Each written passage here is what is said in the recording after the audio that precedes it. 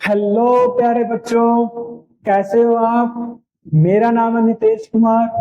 Welcome to Akhyati classes. तो बच्चों, हमने क्लास 10th एनसीईआरटी डिस्कशंस में चैप्टर नंबर 3 कर रहे थे हम, pair of linear equations in two variables. उसी में हमने फर्स्ट एक्सरसाइज स्टार्ट की थी और उसी में ही हमें डिस्कस कर रहे थे। ग्राफिकल मेथड देखा कि कोई दो लीनियर इक्वेशन गिवन हो टू वेरिएबल वाली, इसका सॉल्यूशन कैसा होगा। ग्राफ से समझ में आ रहा है कि भाई या तो हो सकता है इंटरसेक्टिंग वाला ग्राफ हो, या पैरेलल लाइन वाला ग्राफ हो, या कोइंसिडेंट लाइंस वाला ग्राफ हो। तो सॉल्यूशन कितने होंगे वो ग्राफ बताएगा। जैसे इंटरसेक्टिंग लाइन वाला ग्राफ का एक ही सॉल्यूशन है, पैरेलल लाइन का कोई सॉल्यूशन ही नहीं है, और कोइंसिडेंट लाइन के जो ग्राफ्स हैं वो इनफाइनाइटली मैनी सॉल्यूशंस।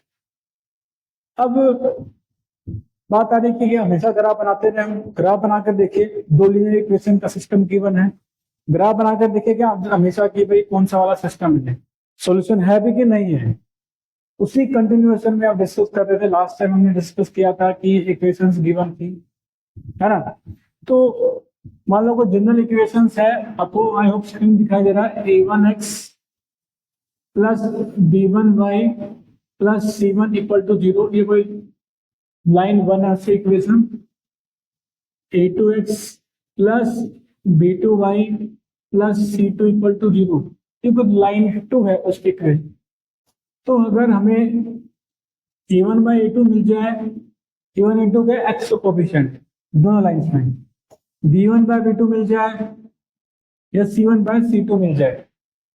सबसे पहले भाई a1 bye b2, a1 by a2 का जो रेशियो है b1 बाय b2 का रेशियो इक्वल ना आए, या a1 by a2 b1 by b2 के तो इक्वल है, लेकिन c1 बाय c2 इक्वल नहीं है। तीसरा केस क्या हो सकता है कि a1 by a2 is equal to b1 by b2 और is equal to c1 bye c2। तीन केस पढ़े थे हमने। तो पहला वाला केस याद करिए, ये वाला इंटरसेक्टिंग लाइन वाला ग्राफ। ये केस किसको बता रहा है, देख के डायरेक्टली, इंटरसेक्टिंग लाइंस। और ये बता रहा है पैरेलल लाइंस। डायरेक्टली ये बता सकते हैं कि ये दो पैरेलल लाइंस हैं, इंटरसेक्टिंग लाइंस। और तीसरा केस इसमें तीनों ही रेशो इक्वल है, तो ये कोइंसिडेंट लाइंस, एक के ऊपर एक कोइंसिडेंट लाइंस। और इनमें से भी अगर आपको कंसिस्टेंट इनकंसिस्टेंट के पॉइंट ऑफ सोचना है तो ये और ये कंसिस्टेंट होंगे,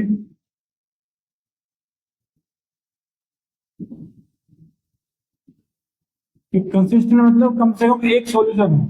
यहाँ पर एक है और यहाँ एक भी नहीं है, यहाँ एक भी नहीं, मतलब गलत बोल दिया मैंने, अनलिमिटेड है। यहाँ कम से कम एक है और यहाँ इनफाइनाइटली मैनी सॉल्यूशंस। और यहाँ पर नो सॉल्यूशन क्योंकि पहले लाइंस है, तो ये इनकंसिस्टेंट वाला कंडीशन हो गई। तो जो अगला क्वेश्चन जो करने जा रहे हैं, कुछ इक्वेशंस गिवन होगी एनसीईआरटी में। ये question number 3, first exercise question number 3। ये बोल रहा है और comparing the ratio a1 by a2 b1 by b2 and c1 by c2 find whether the following pair of linear equations are consistent inconsistent। Last question में हमें बताना था कि भाई जो लीनियर इक्वेशन किसको रिप्रेजेंट कर रही है, इंटरसेक्ट एट वन पॉइंट पे या पैरेलल है कोइंसिडेंट पे। अब की बार बस ये बताना है भाई कि ये जो इक्वेशंस हैं कंसिस्टेंट है या इनकंसिस्टेंट है। तो इन दोनों में से कोई भी कंडीशन हो रही होगी, या तो कोई भी इक्वल नहीं है, पहले दोनों इक्वल नहीं, और ये तीनों रेशियो इक्वल है, तो कंसिस्टेंट है। चलो क्वेश्चन नंबर 3 है। फर्स्ट पार्ट, सबसे पहले इक्वेशंस गिवन है 3x plus 2y equal to 5। दूसरी इक्वेशन है 2x minus 3y is equal to 7। सबसे पहले तो ना जनरल फॉर्म में लेके आओ। जनरल फॉर्म मतलब कांस्टेंट टर्म लेफ्ट साइड में, ठीक है, लेके आता है। तो 3x plus 2y minus 5 equal to 0, है ना। 5 को ट्रांसपोज कर लिया तो -5 हो गया। सिमिलरली दूसरे वाले में 2x minus 3y minus 7 equal to 0। तो ऑन कंपेयरिंग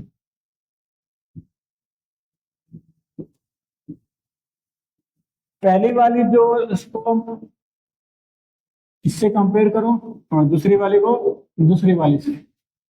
तो सबसे पहले a1 की वैल्यू क्या है बच्चों बताओ। पहली वाली में a1 मतलब x कोफिशिएंट, पहली वाली लाइन में 3, b1 मतलब y कोफिशिएंट पहली वाली लाइन में 2, और c1 है कांस्टेंट टर्म दैट इज -5। ठीक है, अब सेकेंड वाली लाइन में कंपेयर करेंगे a2 x coefficient 2, b2 y coefficient 3 ना भाई ना, 3 नहीं, साइन के साथ लेना है आपको तो -3, और C2 -7। ठीक है जी, तो हम निकालते हैं A1 by A2, B1 by B2 और C1 बाय C2। ठीक है, तो A1 बाय A2 क्या आ रहा था 3/2, B1 बाय B2 क्या आ रहा है 2/-3, और C1 बाय C2 आ रहा है -5/-7। सबसे पहले तो पहले दोनों देख रहे हैं, दोनों इक्वल आ रहे हैं क्या। ये 3/2 है, ये 2/-3 है, तो कह सकते हैं because A1 by A2 is not equal to B1 by B2।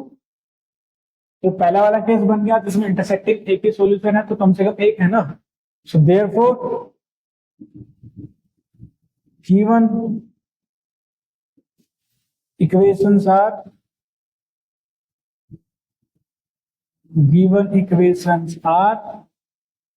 consistent। दोबारा से कंसिस्टेंट वो होता है जिसका कम से कम एक सॉल्यूशन हो। तो जो इंटरसेक्टिंग वाला जो ग्राफ है कम से कम यूनिक एक सॉल्यूशन होता है, उसका एक ही सॉल्यूशन होता है, कम से कम उसका एक ही सॉल्यूशन होता है। ठीक है बच्चों, समझ में आया।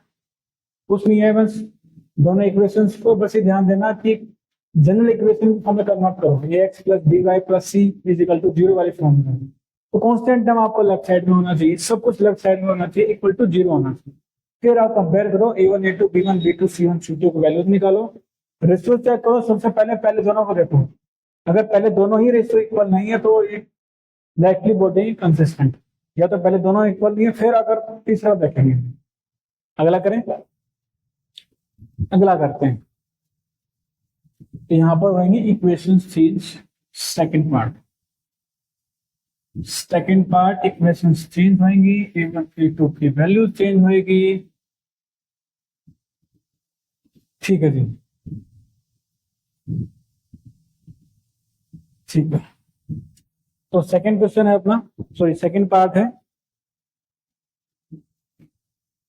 2x minus 3y is equal to 8, और दूसरी इक्वेशन है 4x minus 6y equal to 9। सबसे पहले वही काम करना हमें, कांस्टेंट टर्म को सबको एक तरफ लेके आओ। तो 2x minus 3y minus 8 equal to 0, और फिर क्या किया 4x minus 6y minus 9 equal to 0। ठीक है, अब पहले वाली लाइन को कंपेयर करो a1x plus b1y plus c1 equal to 0 से। तो यहां से a1 की वैल्यू आई, ये पहली वाली है और ये दूसरी वाली। तो a1 की वैल्यू आई 2, b1 की वैल्यू -3 और c1 की वैल्यू -8। ठीक है जी, सेकेंड वाली लाइन में a2 की वैल्यू 4, b2 की वैल्यू -6 और c2 की वैल्यू -9। ठीक है, देखते हैं क्या आ रहा है। तो a1 बाई a2 आ रहा है 2/4, सिंप्लीफाई करो वो आता है 1/2। ओके, b1 बाई 2 आ रहा है -3/-6, इसको सिंप्लीफाई करो, ये काटो 3 1 जा 3 3 2 जा 6, अगेन 1/2, और ये आ रहा -8/-9, सिंप्लीफाई करेंगे तो आएगा 8/9। तो देखिए बताइए जी कौन सा वाला केस बन रहा है, ये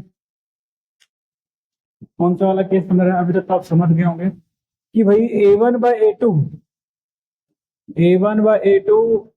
इक्वल है b1/b2 के, ये दोनों 1/2 है, लेकिन इसका क्या करें, ये c1/c2 तो 8/9 है, तो ये इक्वल नहीं है।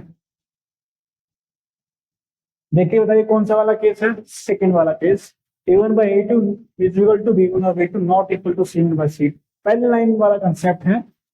तो ये हम कह देंगे ये तो given equations are inconsistent, given equations क्या बच्चों, इनकंसिस्टेंट है। समझ में आया, सेम पैटर्न है, सेम चीजें हैं, आशा है आपको चीजें सारे समझ में आई होंगी। अगला पार्ट करते हैं, क्वेश्चन नंबर 3 का थर्ड पार्ट, क्वेश्चन नंबर 3 का third part. Again a1 b1 c1 a2 b2 c2 वही चेंज होंगे, बाकी सारे सेम रहेंगे।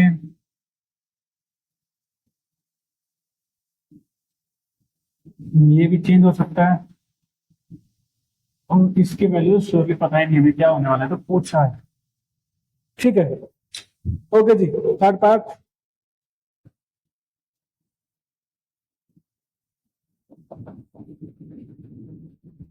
इस इक्वेशन गिवन है 3/2 x plus 5/3y is equal to 7, ये पहले वाली इक्वेशन है, और दूसरी है 9x माइनस 10y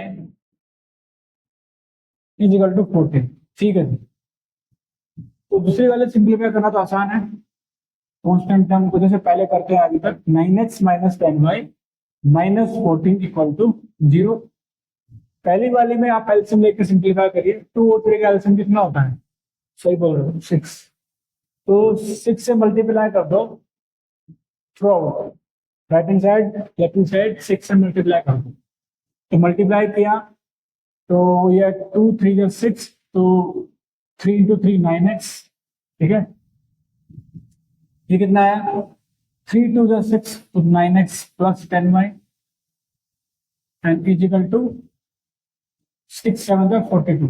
ध्यान तो मैं पूरे 6 से मल्टीप्लाई किया है, घबराना नहीं है, ये आप सिंपल एलसीएम लेके करो तो भी वही आएगा। लास्ट ये क्वेश्चन बन गई 9x प्लस 10y माइनस 42 1 2 0, ठीक है जी। 9x plus 10y minus 42 equal to 0, ये अपनी पहली इक्वेशन है, कंपेयर करो, ये दूसरी इक्वेशन है, कंपेयर करो। आई होप प्लस माइनस की गलती हमने करी नहीं है। 9x plus 10y is equal to 42, 9x minus 10y is equal to 14, ठीक है। कंपेयर करो, पहली वाली लाइन में a1 की वैल्यू 9 है, b1 की वैल्यू प्लस का 10, c1 की वैल्यू माइनस 42, a2 की वैल्यू सेकेंड वाली लाइन में 9, b2 की वैल्यू माइनस 10 और c2 की वैल्यू माइनस 14, ठीक है जी। तो a1/a2 क्या आएगा 9/9 दैट इज 1, ये है 10 अपॉन माइनस 10 b2, ये है -1 आ रहा है। तो यहां से तो पहले दोनों को ही हम देख के बता दे रहे हैं कि भाई a1/a2 is not equal to b1/b2, पहला वाला केस फिर से इंटरसेक्टिंग लाइन वाला, तो ये भी क्या होता है, कंसिस्टेंट होता है। कम से कम एक सॉल्यूशन तो होगा, कम से कम एक सॉल्यूशन तो होगा, ठीक है बच्चों। चीजें समझ में आ रही है, चीजें समझ में आ रही है, ठीक है। 3 पार्ट हो गए अपने, ओके। 4th पार्ट और कर लेते हैं, 4th पार्ट और कर लेते हैं। देखो सेम चीज हो रही है, बस इक्वेशंस को कंपेयर कर रहे हैं हम, a1/a2 b1/b2 निकाल रहे हैं, वैल्यू चेक कर रहे हैं कौन सी वाली कंडीशन है। बाकी आपको प्रैक्टिस के साथ ही सारी कंडीशन याद हो जानी चाहिए, क्या हो जानी चाहिए, याद हो जानी चाहिए। तो अगेन क्वेश्चन नंबर 3 का 4th पार्ट, थोड़ा सा मुश्किल आपको लग सकती है सिंप्लीफाई करने में, तब तो बोलो ना चाहिए जो जनरल फॉर्मेट है उसमें लेके आऊं उसको मैं। तो ये है 5x minus 3y equal to 11, और सेकेंड इक्वेशन है -10x plus 6y equal to -22। Again उसी फॉर्मेट में लेके आओ, अगेन उसी फॉर्मेट में लेके आओ, लेके आते थे। तो ये 5x माइनस 3y, 11 को लेफ्ट साइड में लेके आए तो -11 बन गया, क्योंकि पहली इक्वेशन। सेकेंड इक्वेशन होगी -10x प्लस 6y, और ये -22 है, इस साइड जाके क्या बन गया, प्लस का 22 इक्वल टू 0। ठीक है जी। तो a1 की वैल्यू आ गई 5, b1 की पहले वाले में कंपेयर कर रहा हूँ, b1 की वैल्यू -3, c1 की वैल्यू -11, a2 की वैल्यू -10, b2 की वैल्यू 6 और c2 की वैल्यू 22। हाँ जी, बताइए रेशियोज। ये 5/-10, b1 और b2 -3/6, और ये -11/22। हाँ जी, अभी तक ये केस आया नहीं था। सिंप्लीफाई करो, ये भी -1/2 आ रहा है, ये भी -1/2 और ये भी -1/2। तो कौन सा केस बन गया ये, तीनों ही रेशियो इक्वल है। तो थर्ड वाला केस है ना, a1/a2 is equal to b1/b2 is equal to c1/c2। तीसरा वाला केस इनफाइनाइटली मेनी सॉल्यूशन हुआ है, ये तो कंसिस्टेंट है ही भाई। हमें तो कम से कम एक सॉल्यूशन चाहिए था, ये तो सारे सॉल्यूशन मिलेंगे अपने, अनलिमिटेड सॉल्यूशंस मिल गए। क्या मिल गए, अनलिमिटेड सॉल्यूशंस मिल गए। तो बच्चों ये था फोर्थ पार्ट। लास्ट पार्ट करते हैं इस क्वेश्चन का लास्ट पार्ट करते हैं। आशा आपको समझ में आ रही चीजें, लास्ट पार्ट करते हैं। अगेन देखो, चेंज कुछ नहीं हो रहा, मैं आपके सामने पूरा कर रहा हूं अभी तक। लास्ट पार्ट मैं आपको देना चाहता हूँ होमवर्क, फिर भी आपको इक्वेशन सिंप्लीफाई करके लिख देता हूँ अपने, इक्वेशन सिंप्लीफाई कर देता हूँ। ठीक है जी, तो लास्ट पार्ट है अपना, दैट इज फिफ्थ पार्ट। ये है 4/3x plus 2y is equal to 8, ये पहली वाली इक्वेशन है। और दूसरी वाली इक्वेशन है 2x plus 3y is equal to 12, ये दूसरी वाली इक्वेशन है। ठीक है जी, तो पहले वाले को सिंप्लीफाई करो, पहले वाले को सिंप्लीफाई करो, 3 से मल्टीप्लाई करा दो, ये देखो 2 के नीचे कुछ नहीं तो डिनोमिनेटर 1 ही होता है। 3 और 1 का एलसीएम कितना होता है, 3। एलसीएम लेके करो या 3 से मल्टीप्लाई करा दो, तो ये होता 4x plus 2y is equal to 8। ये 3 से मल्टीप्लाई करना है ना, 24। तो फाइनल इक्वेशन क्या बन गई, 4x plus 2y is equal -24 equal to 0। और ये वाली जो इक्वेशन है इसमें बस कुछ सिंप्लीफिकेशन नहीं है, जनरल फॉर्मेट में लेके आ रहे हैं, तो कांस्टेंट टर्म भी लेफ्ट साइड में होनी चाहिए। कर लोगे आपके लिए। देखो a1 पहली वाली इक्वेशन ये है, दूसरी वाली इक्वेशन ये है। a1 a2 की वैल्यू लिखो, b1 b2 की वैल्यू लिखो, c1 c2 की वैल्यू लिखो, उनका रेशियोज निकालो, चेक करो इन तीनों में से कौन सी कंडीशन मैच हो रही है, उसके अनुसार हमें कंसिस्टेंट या इनकंसिस्टेंट लिखना है। तो बच्चों ये करके दिखाना, कमेंट सेक्शन में पक्का आंसर बताना कि ये वाला जो फिफ्थ पार्ट है कौन सा वाला केस है, ये कंसिस्टेंट है या इनकंसिस्टेंट है। ओके, सो बच्चों आई होप आपको समझ में आया होगा। Thank you very much.